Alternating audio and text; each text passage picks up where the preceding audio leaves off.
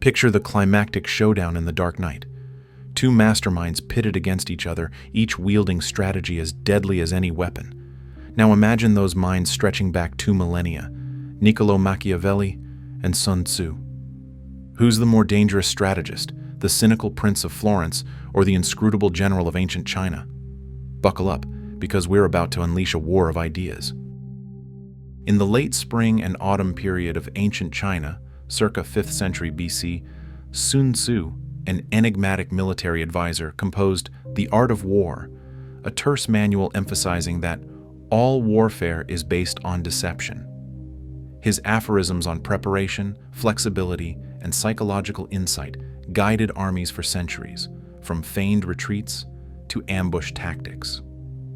Fast forward to 1513, Florence, Niccolò Machiavelli, a diplomat ousted and tortured by the ascendant Medici clan, wrote the prince.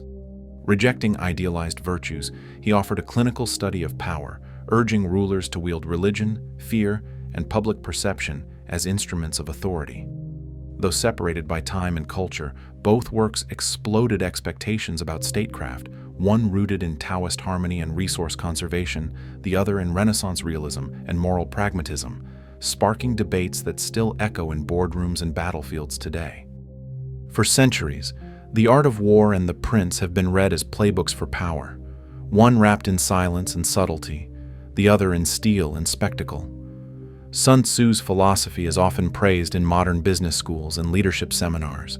Win without fighting, know yourself and your enemy, adapt like water. His wisdom is seen as elegant and enlightened, a high-minded strategy of restraint. Case studies abound.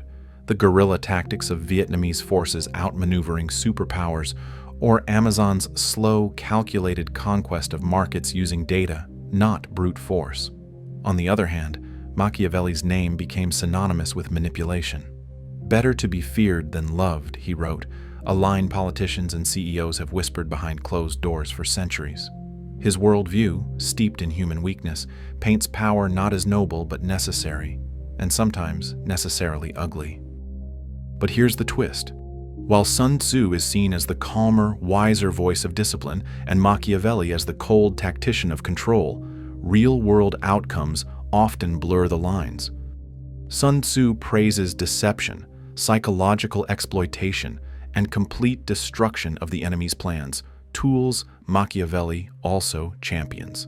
Likewise, Machiavelli warns against reckless warfare and idolizes leaders who win with minimal bloodshed. Their philosophies overlap more than we admit. The tension lies not in opposition, but in perception. One cloaks hard truths in poetic metaphor, the other strips illusions bare. So who's more dangerous? The man who smiles and outmaneuvers you, or the one who tells you exactly what he's about to do and dares you to stop him? Here's where everything shifts. The danger of Machiavelli and Sun Tzu isn't just in what they said, it's in how we've misunderstood them. We often imagine Sun Tzu as a sage of peace and restraint, a philosopher general who would rather outthink than outfight. But read closely, and his teachings are far from passive. All warfare is based on deception, he declares, not diplomacy, not morality. His strategies are surgical, ruthless, and deeply psychological. When the US faked a massive army before D-Day, or when insurgents blend into civilian populations only to strike from the shadows, these aren't echoes of Machiavellian cruelty. They're pure Sun Tzu. His genius lies in winning without drawing your sword, but that victory still leaves corpses. Now, turn to Machiavelli. His name has become a slur. Machiavellian means cold, manipulative, power-hungry. But The Prince isn't a celebration of evil. It's a manual for survival in a brutal world. He wrote it in exile, watching Florence crumble under idealists and weak rulers. He admired cunning leaders, not because they were cruel, but because they got things done. Machiavelli didn't love corruption. He just knew that pretending the world is fair won't protect you from knives in the dark. Here's the revelation. Sun Tzu disguises cruelty in wisdom. Machiavelli confesses it with a smirk. And that's what makes Machiavelli more dangerous, not because he's worse, but because he's honest. While Sun Tzu lulls you with poetry, Machiavelli forces you to face what power really costs. And most of us would rather believe in a wise general than admit we need to be a little ruthless to survive. So, who's more dangerous? Sun Tzu hides the blade behind a silk robe. Machiavelli shows you the dagger and asks if you're brave enough to use it. Both offer blueprints for power, but in radically different ways. Sun Tzu teaches you how to win before the fight begins, by mastering preparation, perception, and restraint. Machiavelli teaches you how to rule when the fight never ends, by mastering appearance, fear, and calculated immorality. Their legacies still shape everything from military strategy to boardroom decisions to political campaigns. But here's the final twist.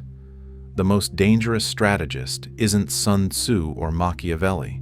It's the one who studies both. Next time you're tempted to choose between ethics and victory, ask yourself, am I preparing like Sun Tzu or surviving like Machiavelli? And what am I willing to become to win? Seek wisdom.